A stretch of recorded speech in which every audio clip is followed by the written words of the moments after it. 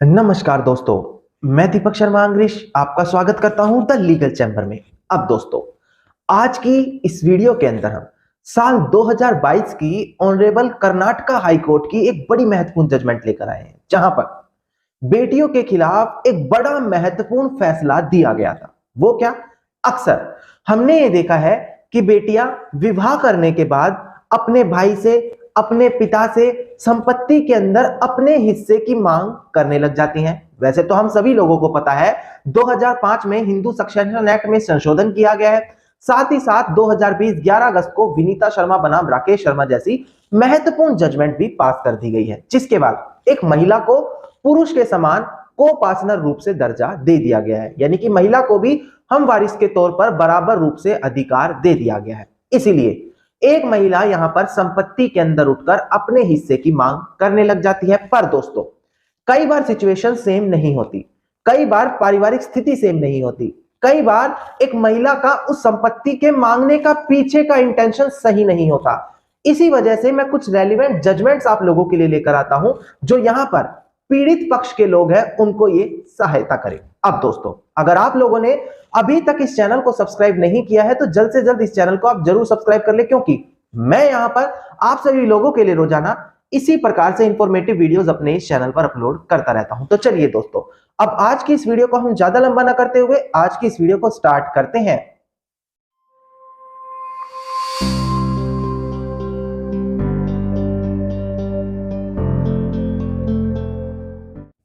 अब दोस्तों, सबसे पहले वीडियो की स्टार्टिंग में सीधा जजमेंट के ऊपर ना बढ़ते हुए आप लोगों के साथ हिंदू सक्सेशन एक्ट सेक्शन 6 सब क्लोज 1 डिस्कस कर लिया जाए। ये डिस्कस करना क्यों जरूरी है? क्योंकि सभी लोगों को ये तो पता है कि साल 2005 में संशोधन किया गया है, पर संशोधन के अंदर क्या चेंजेस आए हैं, किस तरीके से चेंजेस आए हैं, किस तरीके से इंप्लीमेंट हो रहे हैं, वो आज भी लोगों को क्लियर नहीं है। मात्र 2-3 मिनट लूंगा, आपका ये कंसेप्ट पूरा क्लियर करके दूंगा। इसके बाद ऑनरेबल कर्नाटका हाईकोर्ट की जजमेंट के बारे में हम बात करेंगे। अब देखिएगा दोस्तों, डिस्प्ले पर आप लोगों को हिंदू सक्सेशन एक्ट सेक्शन 6 का सब क्लोज 1 दिखाई दे रहा होगा। ये क्या कहता है, डिस्प्ले पर देखकर समझिएगा।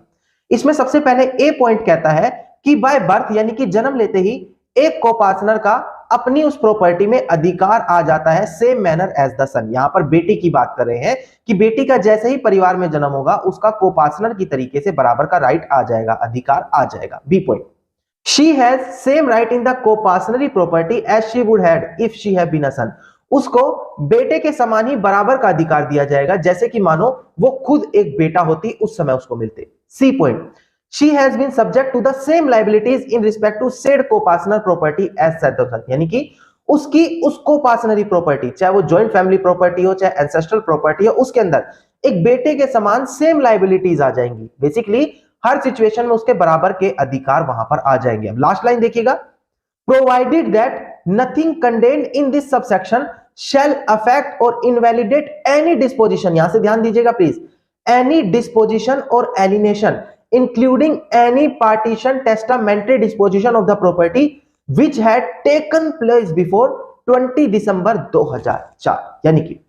अगर कोई विल वसीयत के माध्यम से पैतृक संपत्ति किसी और को दे दी गई है जिसमें बेटी को हिस्सा नहीं मिला है, या फिर अगर उसके अंदर पार्टीशन करके बेटी को हिस्सा नहीं दिया गया, किसी और को दे दिया गया साल 2005 20 दिसंबर से पहले, तो ऐसी सिचुएशन में उसको आज भी एक बेटी उठकर चैलेंज नहीं कर पाएगी। कब कब? जब 2004 20 दिसंबर से पहले या तो पार्टीशन हो गया हो, या उस जॉइंट फैमिली या एंसेस्ट्रल फैमिली की प्रॉपर्टी को किसी और को एलिनेट कर दिया हो, ट्रांसफर कर दिया हो, या विल वसीयत के माध्यम से उसको किसी को दे दिया गया हो। इसके अलावा अगर एक बेटी अपनी इच्छा से रेलिंक्विशमेंट डीड दे रही है, वहां पर भी वो हिस्सा नहीं मांग सकती। मैंने कुछ दिन पहले एक वीडियो अपलोड की थी जहां पर ये कुछ रिलेटेड पॉइंट्स मैंने डिस्कस किए थे, लोगों की कुछ कंफ्यूजन रह गई थी डेट्स को रिलेटेड, वो मैंने इस वीडियो के अंदर अब क्लियर कर दी है। अब दोस्तों, यहां से हम ऑनरेबल कर्नाटका हाई कोर्ट की जजमेंट के बारे में बात करते हैं। उसके बाद आप लोगों के साथ कुछ इंपॉर्टेंट फैक्ट्स उस जजमेंट के क्लियर किए जाएंगे दोस्तों।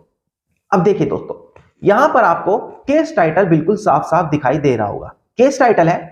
श्रीमती हेमलता वर्सेस श्री वेंकटेश। अगर आप देख पा रहे हैं तो 16 फरवरी साल 2022 की जजमेंट है, यानी कि लेटेस्ट जजमेंट ही आप लोगों के लिए मैं हमेशा लेकर आता हूं। यहां पर रिट पिटीशन नंबर है इसका 39982 ऑफ 2018, यानी कि ऑनरेबल कर्नाटका हाई कोर्ट के सामने रिट पिटीशन के माध्यम से ये अपना केस उन्होंने फाइल किया था। अब दोस्तों प्रेजेंट केस के फैक्ट्स क्या थे, सबसे पहले हम इस टॉपिक पर आप लोगों के साथ बात कर लेते हैं।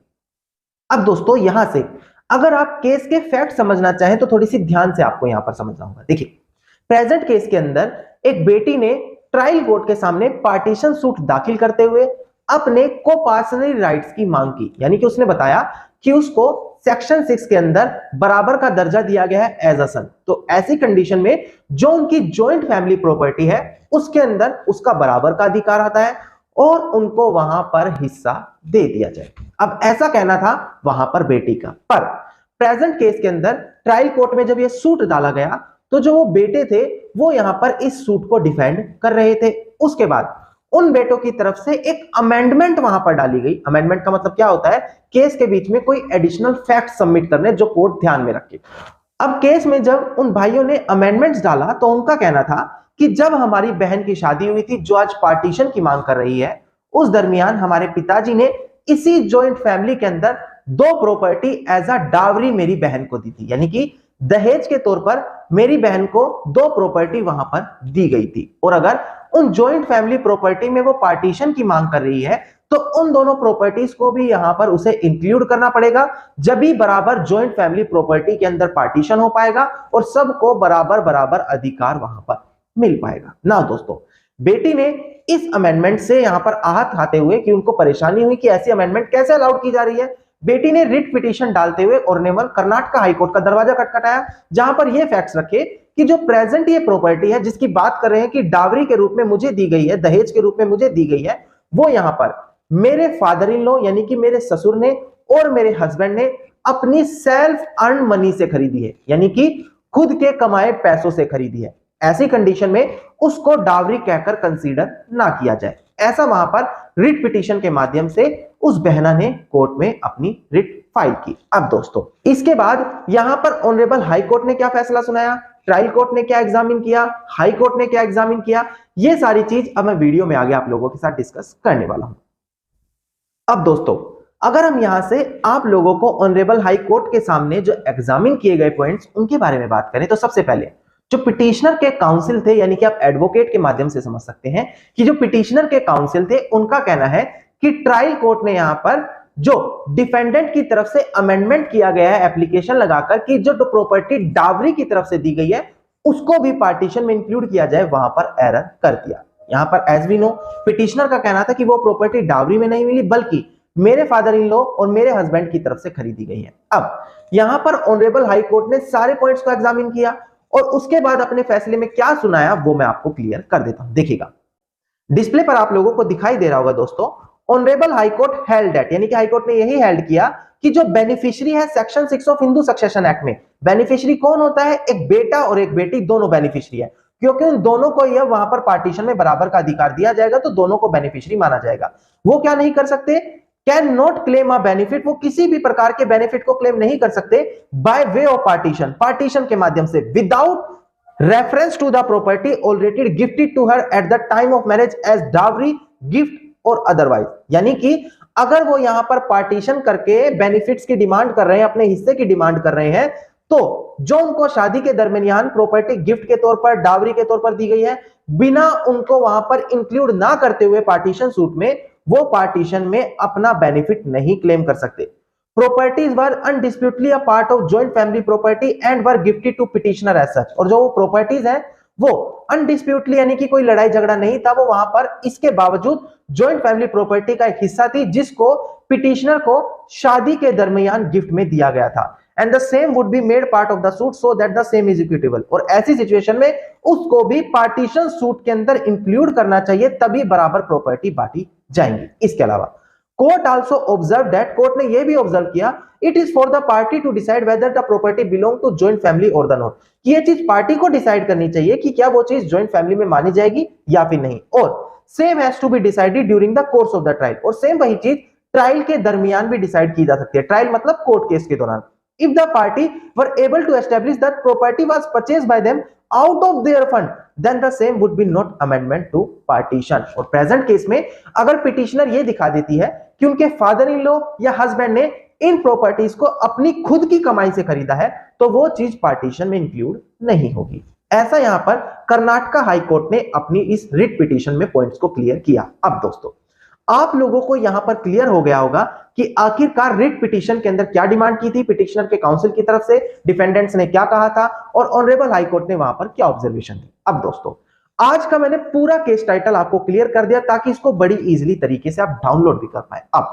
प्रेजेंट केस के सिनेरियो में आप इसे किस तरीके से इंप्लीमेंट कर सकते हैं, देखिए जब एक बेटी प्रॉपर्टी में अपना हिस्सा मांग रही है तो आप ये चीज समझ सकते हैं कानून भी उनको बराबर का अधिकार देता है तो आप भी उनको बराबर का हिस्सा दिया जाए, उनको यहां पर मना करके हरासमेंट नहीं की जाए। पर अगर कई बार पारिवारिक स्थितियां अलग हो जाती हैं, वहां पर बेटी स्थिति को नहीं देख रही, अपनी पारिवारिक सिचुएशन को नहीं समझ रही, उनके सामने केवल पैसों का लालच है, तो अगर आप लोगों ने कोई भी प्रॉपर्टी उनको गिफ्ट करी है, डावरी के रूप में दी है, डावरी का मतलब क्या है दोस्तों, दहेज के रूप में दी है, तो ऐसी कंडीशन में अगर वो जॉइंट फैमिली प्रॉपर्टी से अर्न की गई है, जॉइंट फैमिली प्रॉपर्टी मतलब सभी पारिवारिक सदस्य एक साथ रहते थे, उसी के अंदर प्रॉपर्टीज को इंक्लूड किया गया था और वो उनको वहां पर डावरी के रूप में दे दी गई, तो ऐसी कंडीशन में आप वहां पर उन प्रॉपर्टीज को अगर वो पार्टीशन सूट डालती है इंक्लूड करा सकते हैं और सभी प्रॉपर्टीज में अपना और उसको बराबर का हक दे सकते हैं। और ये जजमेंट देखने के बाद आप यकीन माने बेटी आगे से